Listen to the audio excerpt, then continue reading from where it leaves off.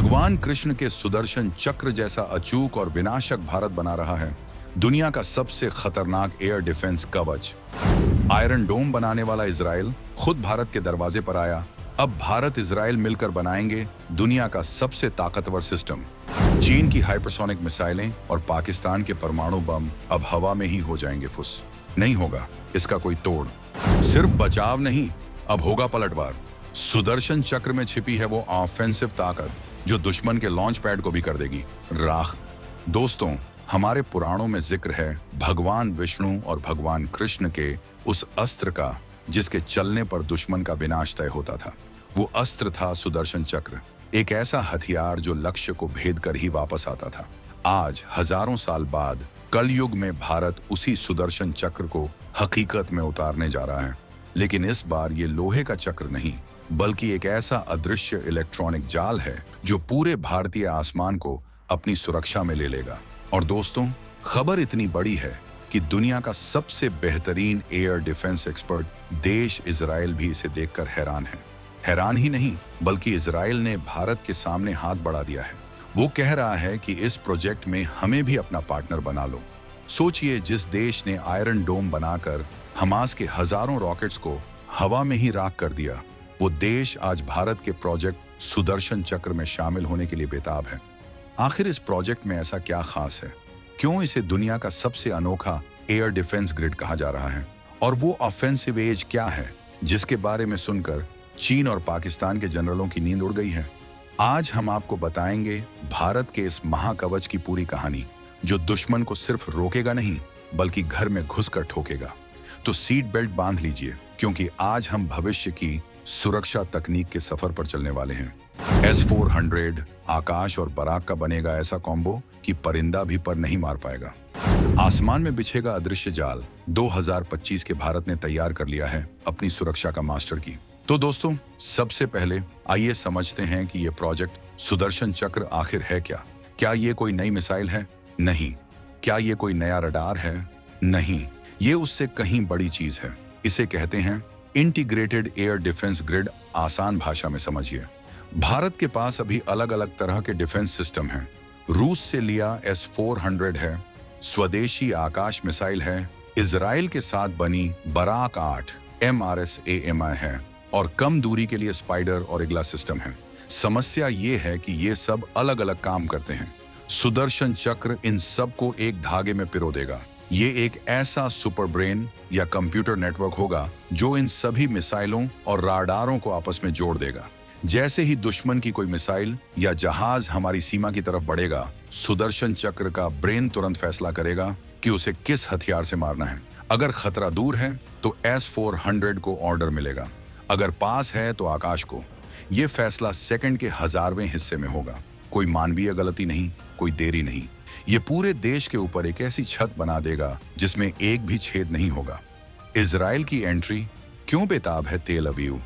ताजा रिपोर्ट्स आई DRW के मुताबिक इजराइल ने आधिकारिक तौर पर भारत के इस महत्वाकांक्षी प्रोजेक्ट में साझेदारी करने की इच्छा जताई है। लेकिन इजराइल ऐसा क्यों करना चाहता है? क्या उसे पैसों की जरूरत है? नहीं, असल वजह है भविष्य की युद्ध नीति। इजराइल के पास आयरन डोम, डेविड्स स्लिंग और एरो जैसे बेहतरीन सिस्टम हैं। लेकिन भारत का सुदर्शन चक्र जिस स्केल पर बन रहा है वो इजराइल से कई गुना बड़ा है। भारत का क्षेत्रफल विशाल है। यहाँ हिमालय की चोटियां भी हैं और राजस्थान का रेगिस्तान भी। इजराइल जानता है कि अगर वो भारत के साथ मिलकर इस नेक्स्ट जनरेशन टेक्नोलॉजी को डेवलप करता है तो उसे ऐसा डेटा और अनुभव मिलेगा जो उसे दुनिया में कहीं और नहीं मिल सकता। इजराइल अपनी अत्याधुनिक रडार तकनीक, सेंसर्स और AI एल्गोरिदम इस प्रोजेक्ट में देना चाहता है। भारत और इजराइल की दोस्ती पहले से ही बहुत मजबूत है। बराक 8 इसका सबूत है। और अब सुदर्शन चक्र इस दोस्ती को एक नए और घातक लेवल पर ले जाएगा। इस प्रोजेक्ट की सबसे डरावनी बात दुश्मन के लिए इसका ऑफेंसिव एज।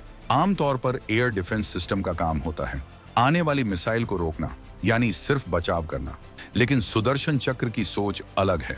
रिपोर्ट्स कहती हैं कि इसमें आक्रामक क्षमता भी जोड़ी जा रही है। इसका मतलब यह है कि यह सिस्टम सिर्फ आने वाली मिसाइल को हवा में नहीं फोड़ेगा बल्कि तुरंत उस जगह को भी ट्रैक कर लेगा जहां से वो मिसाइल दागी गई है। और उसी वक्त बिना किसी देरी के हमारी अपनी मिसाइलें उस सोर्स को तबाह करने के लिए निकल पड़ेंगी। यानी अगर पाकिस्तान ने एक मिसाइल दागी तो सुदर्शन चक्र उसे तो गिराएगा ही, साथ ही पाकिस्तान के उस लॉन्चर या एयरबेस को भी उड़ा देगा। इसे कहते हैं सक्रिय रक्षा, एक्टिव डिफेंस। तुम एक मारोगे, हम तुम्हारे हाथ ही काट देंगे। ये फिलॉसफी भारत की रक्षा नीति में एक बहुत बड़ा बदलाव है।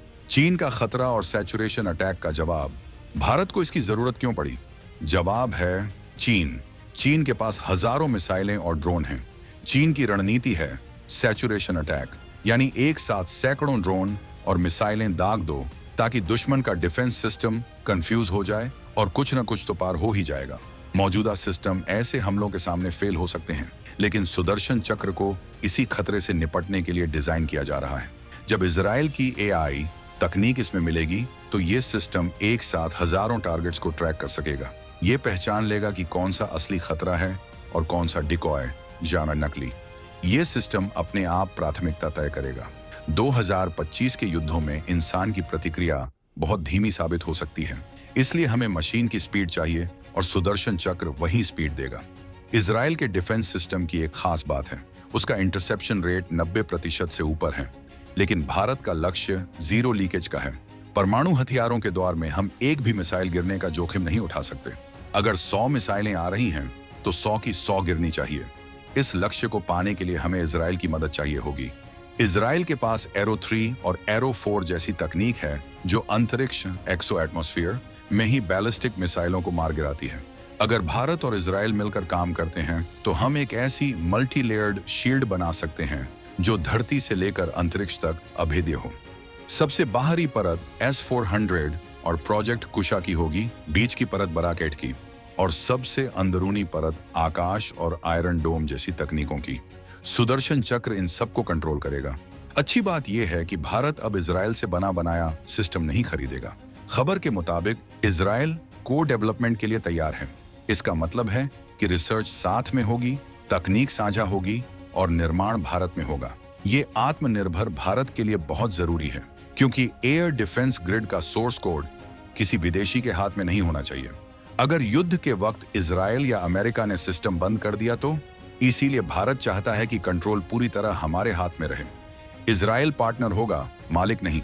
हम उनकी रडार तकनीक लेंगे, लेकिन कमांड एंड कंट्रोल स्ट्रक्चर भारतीय होगा। भारतीय वायुसेना IAF के अपने विशेष एल्गोरिदम इसमें डाले जाएंगे जो हमारी भौगोलिक परिस्थितियों के हिसाब से काम करेंगे। सुदर्शन चक्र भारत को नेटवर्क सेंट्रिक वॉरफेयर का बादशाह बना देगा। भविष्य में लड़ाई सिर्फ मिसाइलों की नहीं बल्कि डेटा की होगी। जिसके पास जितनी जल्दी जानकारी पहुंचेगी वो जीतेगा। कल्पना कीजिए, लद्दाख में तैनात एक सैनिक के हाथ में मौजूद रडार, हिंद महासागर में तैर रहे INS विक्रांत के रडार और अंतरिक्ष में मौजूद हमारे सैन्य उपग्रह सब एक दूसरे से जुड़े होंगे।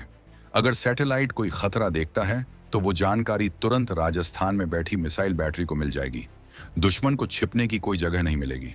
इजराइल इस डेटा लिंकिंग में माहिर है और उसका अनुभव भारत के बहुत काम आएगा। क्या S-400 और इजरायली सिस्टम साथ काम करेंगे? ये एक तकनीकी चुनौती है। S-400 रूसी सिस्टम है और बराक 8 इजरायली। अक्सर अलग अलग देशों के सिस्टम आपस में बात कम्युनिकेट नहीं कर पाते। इसे इंटेरोपैरेबिलिटी इश्यू कहते हैं। लेकिन भारतीय इंजीनियरों ने पहले भी जुगाड़ करके रूसी और पश्चिमी तकनीकों को मिलाया है, जैसे ब्रह्मोस। सुदर्शन चक्र का मुख्य काम ही यही होगा, एक ऐसी यूनिवर्सल लैंग्वेज या सॉफ्टवेयर बनाना जो रूसी S-400 और इजरायली रडार दोनों की भाषा समझ सके। भारत दुनिया का शायद एकमात्र ऐसा देश है जो पूर्व और पश्चिम की बेस्ट तकनीकों को एक साथ इस्तेमाल करता है। अगर हम यह ग्रिड बनाने में सफल हो गए तो यह इंजीनियरिंग का एक चमत्कार होगा।